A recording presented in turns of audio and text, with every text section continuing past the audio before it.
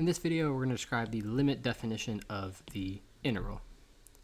So just as a review, we learned this integral symbol, this kind of elongated S here, and that symbol represents the area under a curve, so under the graph of some function f of x, starting at a and ending at b. So that's kind of our whole point of this unit, is finding the area under a graph. We can't do that exactly yet, but what we've been doing is approximating it using Riemann sums. So we're using these rectangles to approximate the area. Before we introduce the exact definition of the area under the curve, we need a new symbol, and this is a capital sigma, just a Greek letter, just like pi. It's just a Greek letter, but this capital sigma kind of looks like an E. It's just the shorthand notation of adding up a bunch of things. So what we've been doing so far is finding these different areas of rectangles and then adding up all those areas to get our Riemann sum. Now if we want to do this as a shorthand, we would use this sigma and then just like our areas that we're going to add up together. We're going to talk about this more later, but right now just this symbol means you're adding stuff together. When we're doing a Riemann sum, we have the width of our rectangles. Let's call that W for width. And the height of our rectangles, which is plugging some value into fx. And it depends if we're doing a left-hand sum or a right-hand sum or a midpoint sum or whatever, but every single time if we have our value, we plug it into our function and get the height of our rectangle. So we do this for every rectangle. We have the same width and a different height based on the function, and then we add them all together. So the basic idea is the area that we're approximating, we're adding together all of these things. And what are these things? Well, this is the width, this is the height.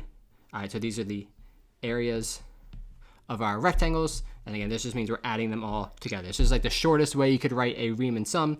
You're adding up all of these rectangle areas. And just like with everything else we've learned in calculus so far, the idea is to keep getting closer and closer to the real answer. And then we use that limit to get the exact answer. So what are we approaching? What are we getting near? The limit is the actual answer. So this is the formal limit definition of the integral. Is on the left-hand side, we have the exact area. Right. Here we have our rectangles. And here is the number of rectangles. So what's happening? How do we get the exact area? We basically let the number of rectangles that we're approximating with go to infinity.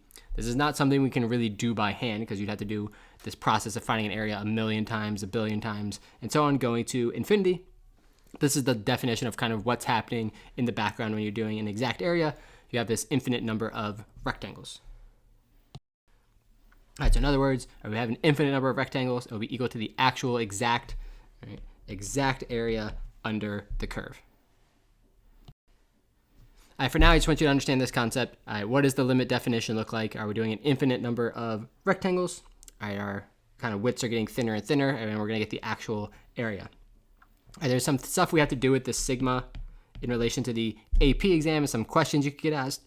But right now, it's kind of more tedious and gets in the way of what we're learning right now. So we'll come back to this later in the semester and kind of look at sigma again. But right now, just know this means add stuff together.